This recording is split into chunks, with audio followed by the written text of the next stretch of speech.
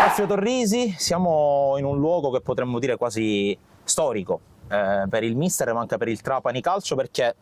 da questa panchina, anzi qualche metro più in là, triplice fischio di Trapani Siracusa 1-0. Le chiedo la prima sensazione che ha provato a sentire quei 3 fischi. Ma sicuramente è stata una sensazione che mi viene anche difficile a decifrare, una sensazione bella, mai provata naturalmente, perché è la prima volta che vinco un campionato in Serie D davanti a tutta quella gente. Sicuramente un'emozione forte,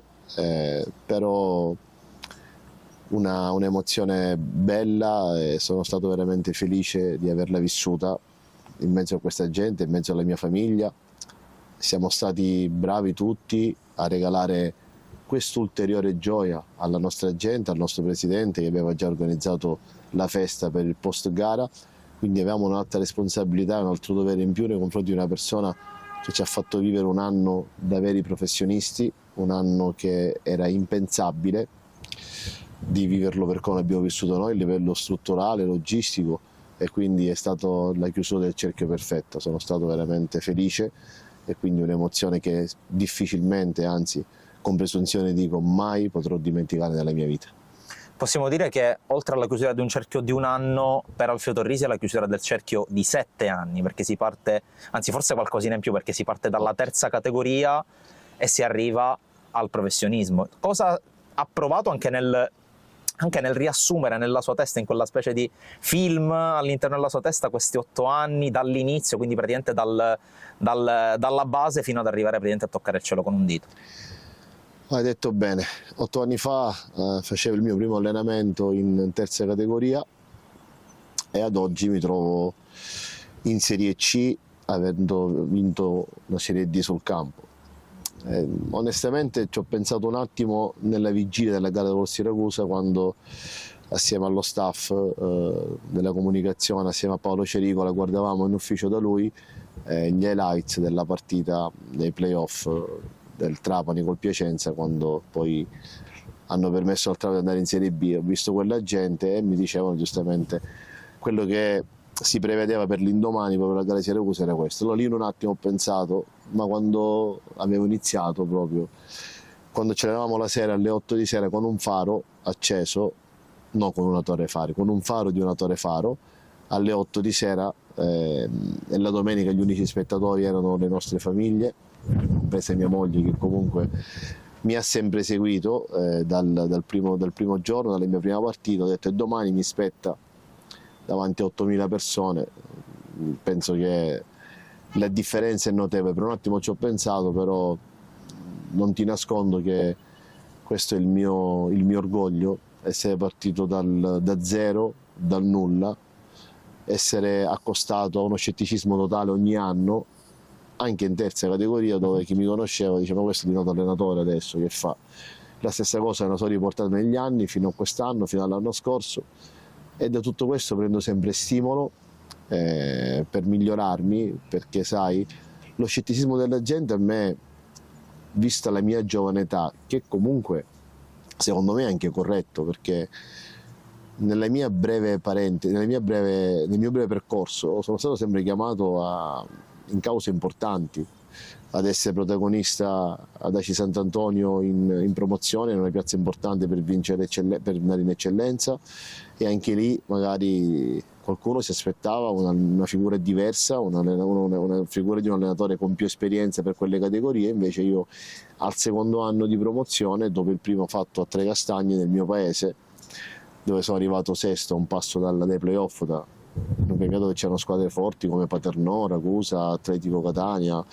e quindi abbiamo fatto un grandissimo campionato. L'anno dopo anche lì è stata una scelta sicuramente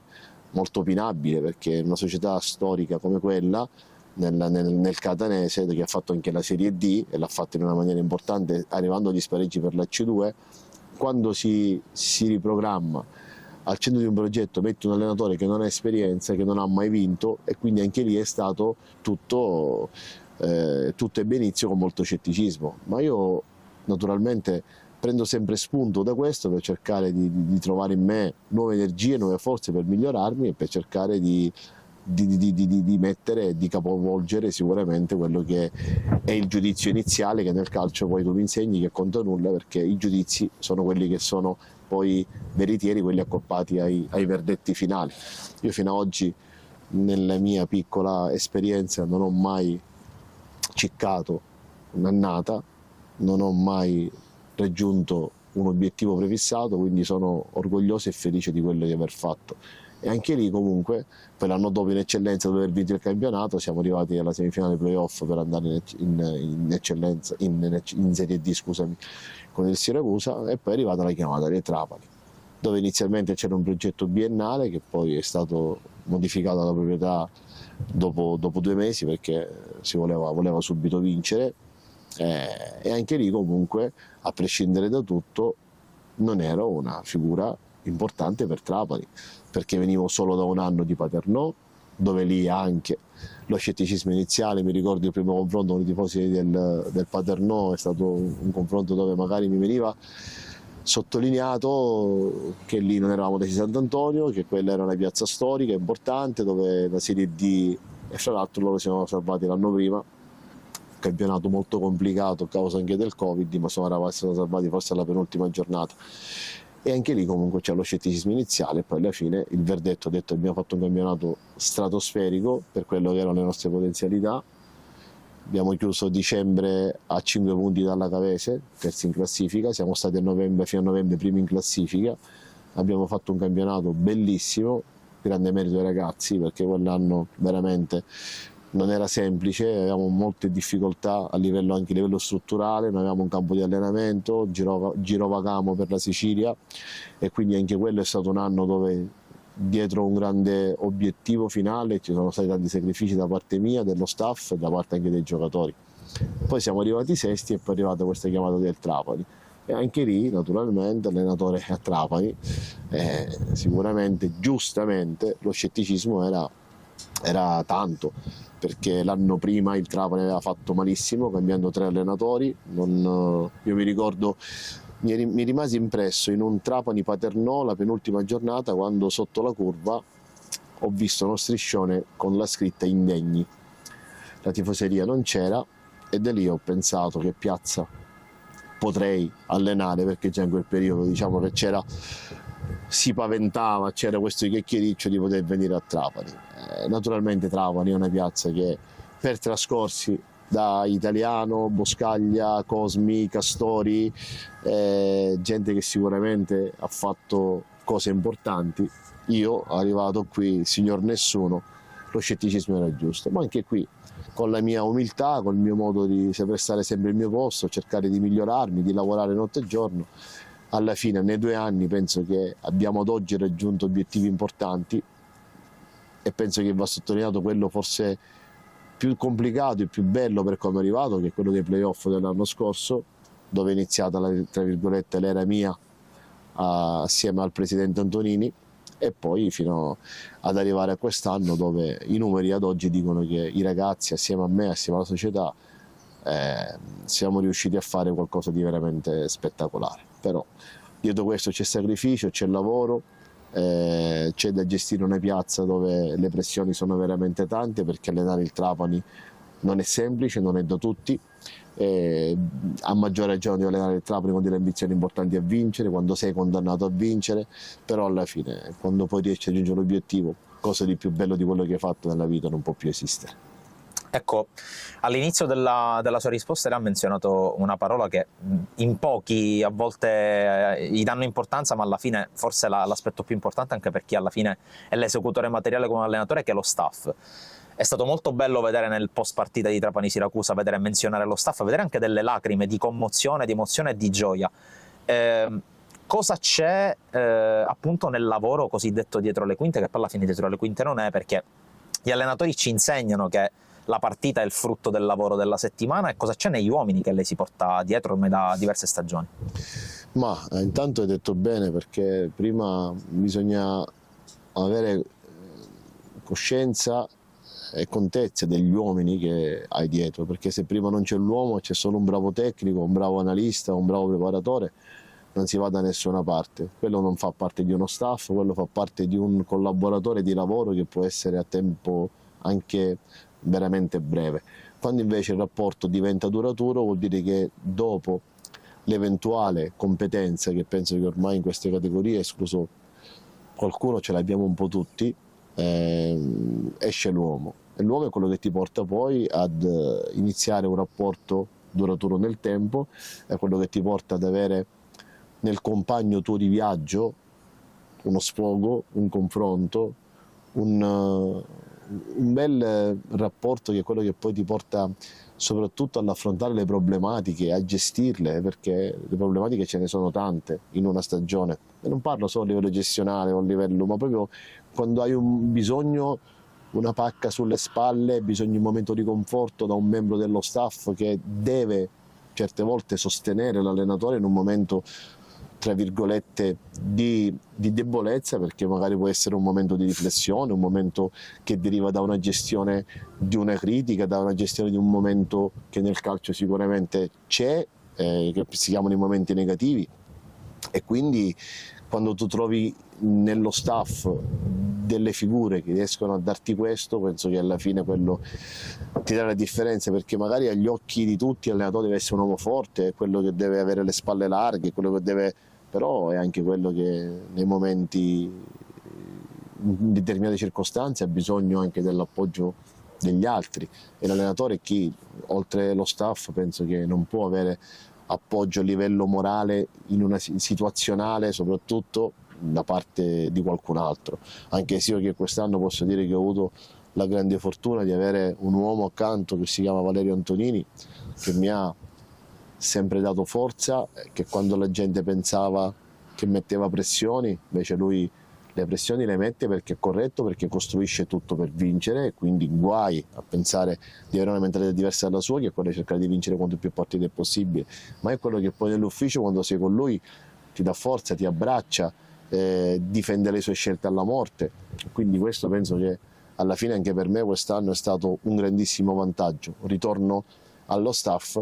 sotto questo punto di vista mi sento fortunato, perché in primis il prof Riccardo Calzone è da 7 anni che è con me, non ha fatto solo l'anno di terza categoria, di seconda, poi da Trecastagni è stato sempre accanto a me, e me lo sento un fratello, fa parte della mia famiglia, ha un bel rapporto con mia moglie, con i bambini, molto spesso condividiamo momenti familiari insieme, ed è uno con cui alcune volte mi permetto forse di scaricargli un po' tutto addosso a lui mi sopporta, mi ascolta, è il mio confessore, tra virgolette, ma è colui che magari sa, ed è bravo in questo, a capire quando è il momento di farmi parlare,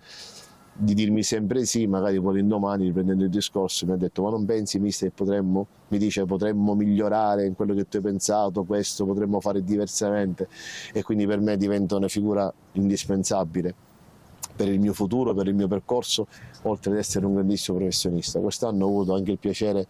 di conoscere e portare gente nuova come il prof Pappalardo,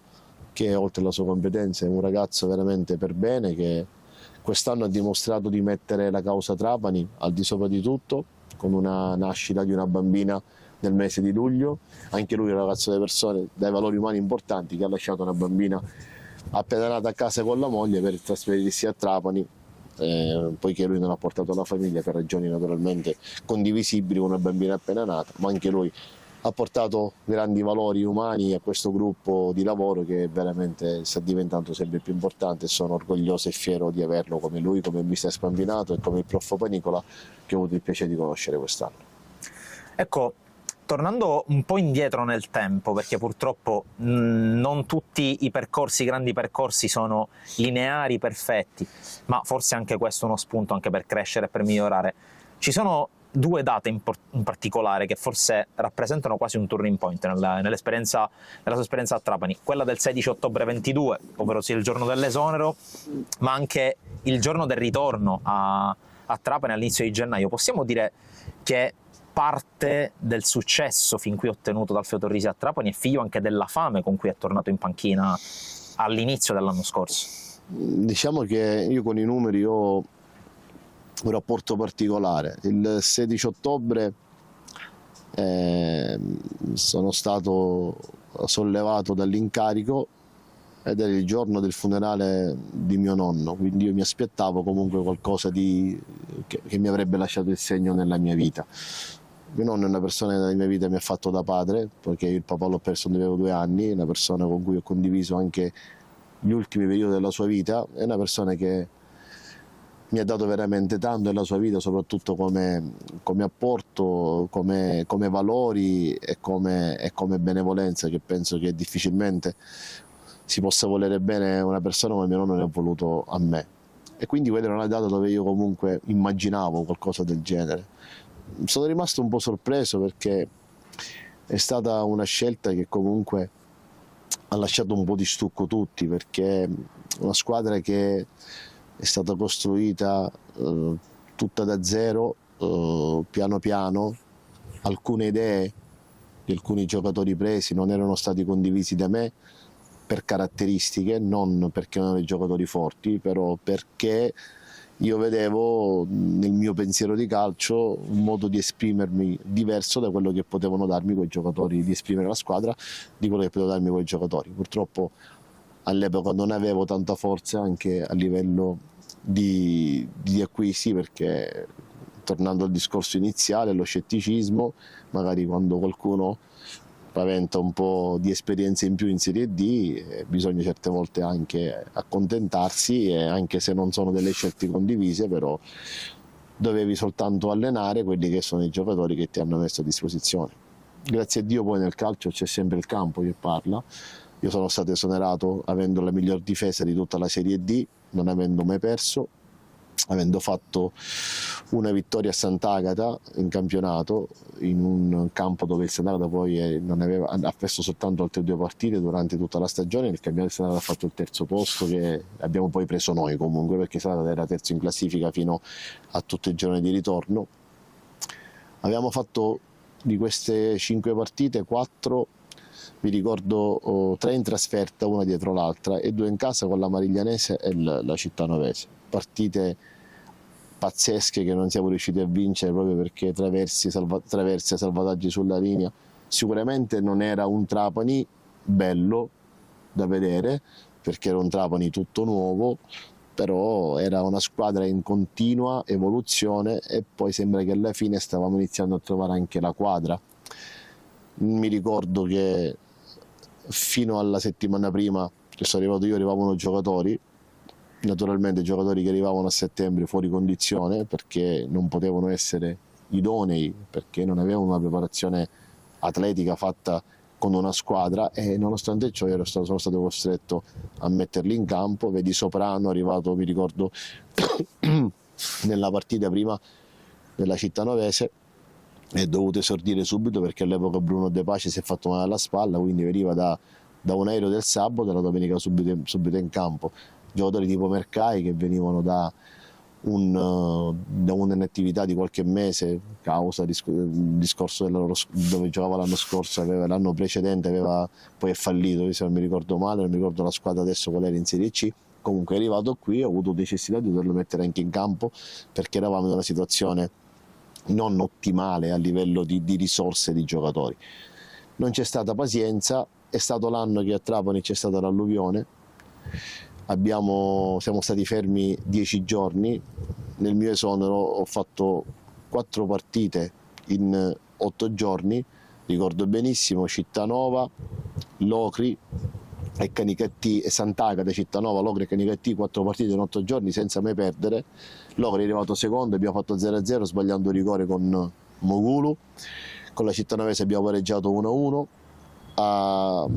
l'ultima partita proprio lì a Canicattì poi finì 2-2 e lì sono stato esonerato. Diciamo un esonero che era un po' nell'aria perché con la proprietà non eravamo in ottimi rapporti. All'epoca il direttore Marino mi venne a comunicare che la società non aveva onestamente, non mi autorizzava ad andare a Coverciano a fare il corso perché non voleva assolutissimamente che io potessi mancare ad alcune sedute di allenamento, 2 comunque durante la settimana, una settimana sì, una settimana no, e quindi all'epoca il direttore generale Marino mi convocò e mi venne a comunicare questa decisione da parte della proprietà, e io naturalmente ho detto che avrei messo in priorità assoluta il corso, perché era un discorso che se ne era già parlato, ero stato autorizzato a farlo, e poi invece è stata cambiata idea. Da lì diciamo si sono inclinati un po' i rapporti, ragione per cui sono stato esonerato di lunedì con una partita da fare il mercoledì in casa con il Lamezia Terme. Per onor di cronaca sono stato esonerato a 6 punti dalla Lamezia con una partita in meno. Il Lamezia era secondo in classifica, noi dovevamo recuperare la partita col Paternò, quindi io penso che anche a livello sportivo ci sono alcune regole che non sono scritte ma penso che sono scontate, magari era penso corretto per una questione di onestà intellettuale che magari a qualcuno è mancata, farmi fare la partita con Lamezia, nel caso in cui non avessi fatto bene potevi magari esonerarmi e avresti forse avuto più consensi in generale, ma soprattutto a livello di coscienza. Così non è stato fatto e sono stato esonerato di lunedì con una partita di mercoledì, cosa che non è mai successa nel calcio, se non in volte proprio rarissime, e poi alla fine sono riandato a casa. È stata una fortuna, perché secondo me c'è tutto un disegno, abbiamo tutti un disegno scritto nel cielo, e quello era il mio: andare a casa, andare a fare il corso, essere richiamato dalla stessa proprietà, che evidentemente ha capito che ha fatto un errore, perché per richiamarmi vuol dire, quando tu mandi un allenatore a casa e lo richiami, vuol dire che accetti che hai fatto un errore, e per me questa è stata già la prima vittoria. La seconda, tra virgolette, è stato il cammino del Trapani in campionato. Dopo che sono andato via io, le cose non sono migliorate, anzi sono peggiorate, con sconfitte contro la San Cataldese in casa, che all'epoca era ultima in classifica, sconfitte con la Mariglianese, che poi era ultima in classifica, sconfitta per 3-0 per Santucci a Castrovillari, qualche pareggio di troppo. Comunque alla fine sono stato richiamato, perché nel giorno di ritorno il Trapani aveva fatto 3 partite, 2 punti, aveva finito a Catania perdendo, quindi 4 partite, si erano fatti solo 2 punti in casa, uno con l'Ocri e uno con il Paternò. Sono stato richiamato, sono tornato qui in un ambiente difficile, con striscioni davanti allo stadio che mi indirizzavano a tornare a casa. Abbiamo lavorato la prima settimana a porte chiuse, con la Digos presente. C'era un ambiente un po' di contestazione verso la società in una maniera fortissima, con dei cori anche durante la partita da parte della curva. Inizialmente in questa situazione mi sono trovato anch'io in una maniera secondo me anche sbagliata, però magari qualcuno pensava che potevo essere un uomo della società, sbagliando, perché se un allenatore esonerato, penso da imbattuto, non può essere un uomo della società. Però nonostante ciò io sono tornato qui trovando una situazione, uno spogliatoio veramente complicata, con giocatori che non avevano rapporti con la proprietà, assolutamente, neanche si salutavano, quindi è stata una situazione un po' particolare. Pian piano ho provato a ricucire i rapporti, la curva devo dire che va onore a loro, perché nonostante non approvavano nulla di quello che faceva la proprietà precedente, non hanno mai, dico mai, tolto il loro apporto alla squadra. Quindi avevamo sempre questo stimolo da parte della curva che incitava la squadra, e ce l'hanno anche manifestato, dico, a prescindere che sia proprietà, noi abbiamo i nostri colori e nel campo daremo sempre il massimo per darvi una mano. Sono rientrato proprio alla prima partita ufficiale, giocavo proprio contro il Sant'Agata, che erano terzi a 11 punti da noi, abbiamo pareggiato e poi da lì siamo arrivati terzi. È arrivato Antonini, abbiamo vinto col Catania sotto la sua presidenza, e lì proprio in conferenza stampa mi ricordo che ho detto che possa essere la vittoria del passaggio del timone, del testimone, scusami, dal Catania al Trapani. Me lo auguravo con me in panchina, non ne ero sicuro, però alla fine è stato così, e poi da lì abbiamo vinto i playoff, è iniziata questa stagione, è iniziato tutto questo grande sogno, questo grande percorso che stiamo facendo a Trapani, e questo diciamo è il sunto di queste 2 date che tu hai detto, che sono quella data che poi alla fine, come ti ho detto un attimo fa, secondo me abbiamo tutti un disegno, e quindi meno male, devo dire grazie a chi mi ha esonerato, perché se non fosse stato per quell'esonero magari oggi non sarei stato in questa panchina da trionfatore di questa grande stagione. E poi si arriva appunto a questa stagione, a questo sogno, come l'ha chiamato lei, ma quello che forse in pochi si rendono conto da fuori è quanto può essere difficile vincere quando dall'esterno si è quasi costretti a vincere, perché comunque tante aspettative, anche, diciamocela tutta, qualche detrattore che è lì dietro l'angolo. Come si gestisce una situazione in cui, detto appunto tra i denti, si deve vincere? Con delle strategie e con la fortuna non deve mai mancare. Queste sono le due cose che secondo me per noi che facciamo questo lavoro, allenatori, non devono mai mancare. Strategie, naturalmente, dietro le strategie c'è duro lavoro, c'è studio, c'è approfondimento, deve esserci curiosità, deve esserci miglioramento, che ti porta poi il miglioramento. La curiosità è la cosa più importante, perché devi farti ogni giorno costantemente domande per cercare di trovare nuove soluzioni, per cercare di avere quanto più soluzioni è possibile, e poi a questa strategia aggiungo la fortuna, che deve essere qualcosa che non può mai mancare, ma non solo nello sport, a maggior ragione dove c'è competizione, ma anche nella vita, perché io penso che fra fortuna e competenza scelgo tutta la vita competenza. Poi se sei anche io competente, che ben venga, guai a non farlo, perché nel nostro lavoro bisogna anche esserlo, però dico, la fortuna deve essere sempre alla base di tutto. I detrattori ci sono, ci saranno, non li ho inventati io, non sono tutto risi, sono stati e saranno tutti gli allenatori che fanno questo lavoro, lo sono anche sugli imprenditori. Io penso che queste qui sono persone che alla fine esprimono un giudizio, alcune volte anche per partito preso, però io penso che ci sono anche quelli che criticano, e io sono per esempio uno che su determinate cose dalle critiche prendo spunti, perché essere criticato e prendere spunti dalle critiche secondo me è sintomo di cultura e soprattutto di tanta maturità. I detrattori, come hai detto tu, sono magari persone che non possono arrivare mai ad alcun obiettivo nella vita, non solo professionale, ma sono persone che non riescono ad andare oltre un determinato punto, e quindi faranno parte sempre della vita di ognuno di noi, non solo nella mia, nella parte imprenditoriale, nella parte sportiva, nella parte familiare. Quelli lasciano il tempo che trovano, ma i critici, quelli che magari anche con un pizzico alcune volte di competenza vedono alcune cose che probabilmente noi non vediamo, e chissà, da quello possiamo prendere gli spunti per cercare di fare bene. Naturalmente quando sei costretto a vincere l'unica cosa che conta è quella, e io sono d'accordo quando tu sei chiamato a dover raggiungere un obiettivo, e soprattutto quando non hai, tra virgolette, alternative. Il problema è quando tu devi vincere,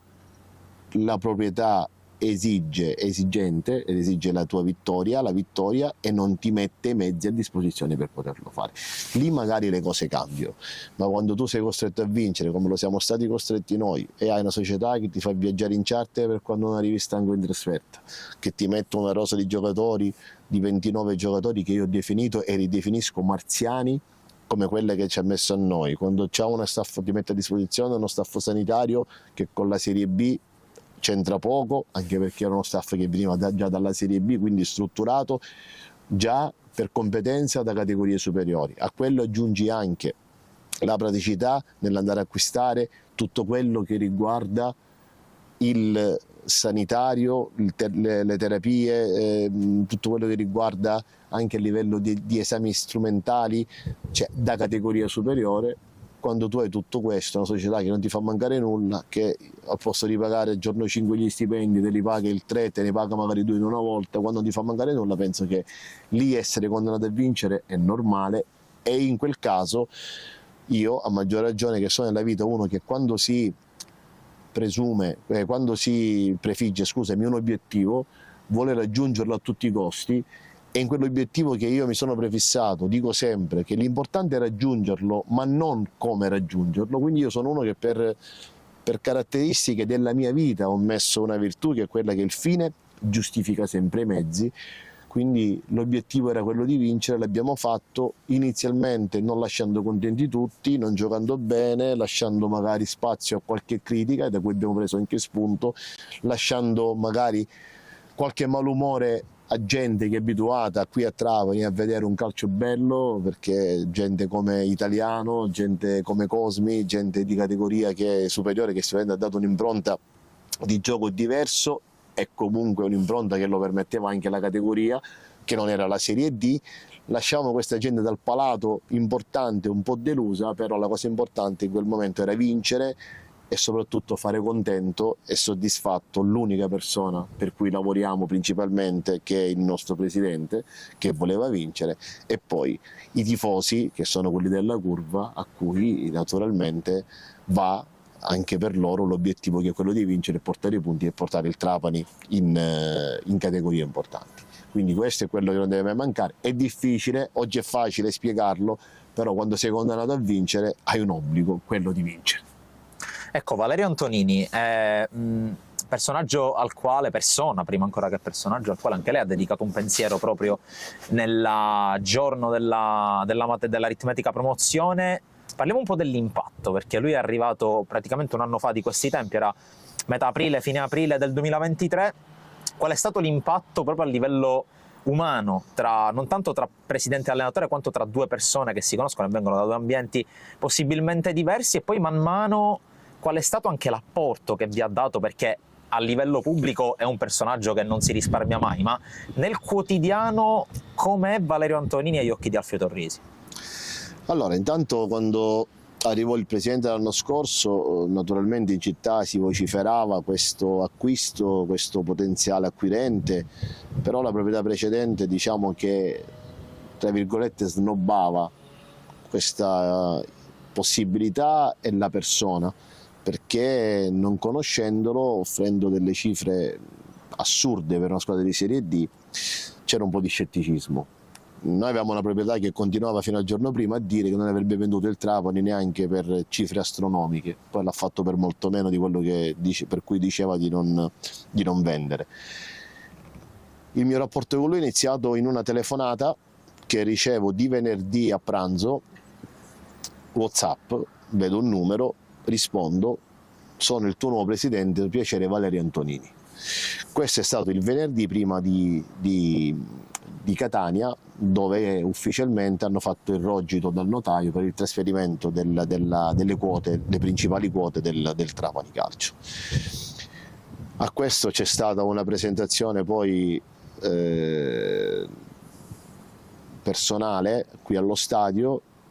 È venuto l'indomani, ha parlato con la squadra, ci ha convocato a tutti, anzi il venerdì, il sabato, e ha avuto un colloquio con la squadra in generale, e poi c'è stato un colloquio personale con me che è durato un bel po'. Le prime parole che sono state dette, che mi ha detto: io non ho pregiudizi nei confronti di nessuno, sono qui per costruire, non per distruggere, e se posso avere delle basi importanti su cui costruire il Trapani per portarlo nelle categorie dove merita, non ho nessuna preclusione, neanche con l'allenatore, che fra l'altro ho visto qualche partita, stai facendo bene. Io sono uno che è partito dal basso, per me la meritocrazia esiste, hai una grande possibilità, giocatela, perché non è nulla scritto che non possa restare tu alla guida del Trapani. Naturalmente, come ha detto anche quest'anno, e come per lui è doveroso ed è scontato, i risultati sono quelli che parlano. Di lì è iniziato un rapporto che è andato in crescendo ogni giorno,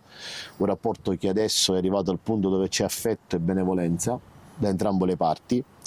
Io sono stato, secondo me, una persona fortunata, mi sono trovato al posto giusto, al momento giusto, e ho conosciuto un uomo fantastico, perché dietro l'imprenditore, dietro il presidente, dietro colui che è visto in un post dove magari qualcuno ritaglia alcune frasi solo ritagliando poi magari l'inizio di quello che può essere il suo discorso, può pensare che sia una persona che sia nascosta dietro una foto come un uomo duro, un uomo che possa passare per... Invece c'è dietro un grande uomo, una persona dei valori immensi, una persona che ho avuto il piacere di conoscere, il piacere di volere bene e di stimare, consapevole che comunque nel calcio siamo tutti soggetti a capovolgimenti imminenti, perché l'allenatore è normale che sia pagato per fare quello che la società, tra virgolette, si prefigge come obiettivo, quindi non sempre le due cose possono andare insieme. Noi facciamo un lavoro dove l'imponderabile è dietro l'angolo, dove sicuramente possono cambiare le cose da un momento all'altro, però sicuramente non potrà mai cambiare, a prescindere, l'affetto e il volere bene che io nutro per questa persona, come lo nutro i miei figli, la mia famiglia, perché è una persona che ha dato tanto alla mia carriera, che adesso posso chiamare perché sto iniziando una carriera, attraverso il tenermi, perché il riconfermarmi, perché una persona che arriva qua, penso che la prima cosa più probabile che faccia è quella di fare piazza pulita. Io sono un allenatore che venivo da una scelta di una proprietà precedente e quindi magari poteva iniziare tutto un percorso, lui non l'ha fatto, e queste sono cose che nel calcio succedono veramente pochissime volte. Mi ha messo a disposizione qualcosa che per me era impensabile che potesse esistere nel calcio, come struttura, come rose, come tutto. Anche lì lo scetticismo iniziale, vabbè, ma l'anno scorso ha vinto i playoff, però quest'anno questa è una squadra che non può non vincere, deve vincere, chissà se lui è all'altezza, non sarà all'altezza alla prima partita, alla seconda, alla terza. Io ho avuto la sua forza e il suo apporto dal primo minuto, ed è quello che ha fatto in me quello che ho potuto offrire alla squadra e quello che è questo campionato. Quindi io sull'uomo Valerio Antonini non posso che dire grazie all'uomo, alla persona che è, e poi è bello perché abbiamo creato un rapporto veramente amichevole. Io ho avuto il piacere, assieme alla mia famiglia, di trascorrere il 31 sera a casa sua, con i suoi cari, con sua moglie, con i bimbi, con i suoi suoceri, con la sua famiglia, e diciamo che per me quella è stata la dimostrazione che veramente si è instaurato un rapporto importantissimo, non sotto l'aspetto sportivo perché va in secondo piano, ma sotto l'aspetto umano. Quindi se si dice nella vita che la fortuna di un uomo dipende sempre dall'uomo che si incontra, io posso ritenermi fortunato a prescindere da come sarà la mia carriera, da come sarà il mio futuro, per quanto tempo starà tra o meno, perché io posso dire che ho conosciuto Valerio Antonini e quindi nella mia vita posso dire che ho conosciuto l'uomo giusto che per il mio cambiamento, mio e della mia famiglia. Ecco, la parte sportiva, perché a Trapani si sogna, si va oltre quello che è l'attuale, oltre quello che è il presente, però c'è ancora un presente da affrontare, c'è da finire bene la regular season, c'è la Put Scudetto, c'è la finale di Coppa Italia, quindi adesso gli obiettivi per il finale di stagione, il Presidente ha parlato di triplete, gli obiettivi quali sono? L'hai già detto tu, il Presidente ha parlato di triplete, noi abbiamo le carte in regola per cercare di soddisfarlo. Sicuramente qui si incontreranno squadre dove il minimo errore potrebbe essere fatale, incontriamo tutte le prime della classe di ogni girone, squadre attrezzate come il Trapani, quindi sappiamo che è una sorta di Champions League, tra virgolette, dove si incontrano le migliori squadre d'Europa, qui si incontrano le migliori squadre della Serie D d'Italia e quindi sappiamo che sarà dura, sarà sicuramente un palcoscenico diverso da quello che abbiamo già visto in campionato, però dove sicuramente avremo le carte in regola per cercare di viverlo da protagonisti e cercare di arrivare fino in fondo, e noi lo faremo sicuramente. Poi il campo come sempre darà i verdetti, quelli veri. Nella Coppa altrettanto abbiamo la doppia possibilità, andata e ritorno, di giocare per vincere questa Coppa contro una squadra che sta lottando ancora per vincere il campionato, che sta facendo cose importanti, quindi anche lì, come dice il Presidente, lavoreremo per cercare di fare felice lui, per il raggiungimento dell'obiettivo che lui si è prefissato, di quello del triplete, la piazza, e anche per un discorso nostro di ambizione, perché sono degli obiettivi che non sono irraggiungibili all'inizio, sembrano difficili, però adesso ci siamo, abbiamo le carte regole per entrare nella storia di questo club per la categoria che stiamo disputando, e noi faremo il massimo per lasciare contento lui, la gente, e sicuramente per dare ancora qualche medaglia in più alla nostra stagione, a questa che poi diventa una carriera un po' di tutti, dove sicuramente i verdetti resteranno scritti. Ecco, chiudiamo il cerchio e ripartiamo praticamente dall'inizio, no? Dalla terza categoria. Don Alfio Torrisi, non ancora quarantenne, in 8 anni ha percorso tutte le tappe del calcio dilettantistico fino ad arrivare alle porte del professionismo, col lavoro, con abnegazione. Ha parlato anche di fortuna, ma la fortuna non piove dal cielo. Che messaggio può dare Alfio Torrisi dall'alto, tra virgolette, della sua esperienza quasi decennale, in cui è arrivato dalla terza categoria alla Serie C, per tutti quegli allenatori e più in generale per tutti quegli sportivi che magari pensano di non farcela semplicemente perché è passato del tempo, non ho ancora raggiunto i miei obiettivi, ma c'è del tempo per conquistarli. Ma io penso che nella vita bisogna avere degli obiettivi, prefissarseli e combattere contro tutto e tutti per raggiungerli. Io ho fatto questo, l'ho fatto con me stesso, ho fatto una scommessa con me stesso. Bisogna soltanto, per arrivare all'obiettivo, naturalmente utilizzare tutti i mezzi possibili e immaginabili che ci possano essere a disposizione di un uomo per arrivare. Bisogna fare a spallate, a sportellate con tutto e tutti, perché viviamo in un ambiente dove non aspettano altro di metterti il piede addosso per farti scomparire. Tu invece devi essere forte, devi fare a spallate, devi essere alcune volte anche, tra virgolette, arrogante con te stesso per cercare di far uscire da te il lato alcune volte peggiore che ti serve per combattere, tra virgolette, i nemici. Che i nemici poi sono quelli che vogliono, a discapito tuo, arrivare dove tu non devi arrivare e vorrebbero arrivare loro. Studio, abnegazione, voglia di migliorare sempre, non fermarsi mai, tapparsi sempre le orecchie e ragionare sempre con il proprio io a discapito di tutto e tutti. Questo è quello che poi alla fine ti fa raggiungere l'obiettivo, perché io penso che di irraggiungibile non c'è nessuno. Basta guardare oggi allenatori che in Serie A stanno facendo cose straordinarie. Io qui a Trapani prendo come esempio molto spesso Italiano, che è arrivato qua dalla Serie D, ha fatto la Serie C e in 5 anni si trova in Serie A. Adesso è un allenatore forte, con delle idee diverse dagli altri, uno che impone il suo gioco, e quindi io penso che di impossibile non c'è nulla. La stessa cosa un altro allenatore che fino a 5 anni fa era in Serie D, era Dionisi, ex Sassuolo. Ho avuto il piacere e la fortuna di avere collaboratori suoi nel corso mio a Coverciano, e quando parlavamo mi dicevano 5 anni fa allenavano in Serie D, adesso sono in Serie A. Di impossibile non c'è nulla, basta avere competenza, che bisogna sicuramente guadagnarla attraverso lo studio, attraverso il continuo aggiornarsi, e poi la cosa più importante secondo me è avere la famiglia accanto che ti sostiene. Questo per quelli sposati penso che sia di fondamentale importanza. Io voglio chiudere questa intervista ringraziando mia moglie, non solo per l'amore che dà a me e ai miei figli, per quello che ci trasmette ogni giorno, ma per quello che mi ha dato da quegli sfalti alla seconda categoria, quando magari c'era solo lei in tribuna a tifare per me, e penso che poi alla fine vederla trionfare al gol di Balla e alla festa contro il Siracusa qui insieme ai miei figli è, penso, una cosa che difficilmente si può dire, e raccontarla mi viene veramente ancora da piangere. E quindi io penso che, a prescindere poi, se non è una famiglia accanto che condivide il tuo stesso obiettivo, diventa tutto più difficile. Io, nelle fortune che ho anche questa, avere mia moglie e i miei figli accanto che mi sostengono, e mia moglie mi ha sostenuto in tutto il mio percorso, dove spero di arrivare quanto più lontano è possibile, soprattutto per lei e per quello che mi trasmette e che mi dà ogni giorno.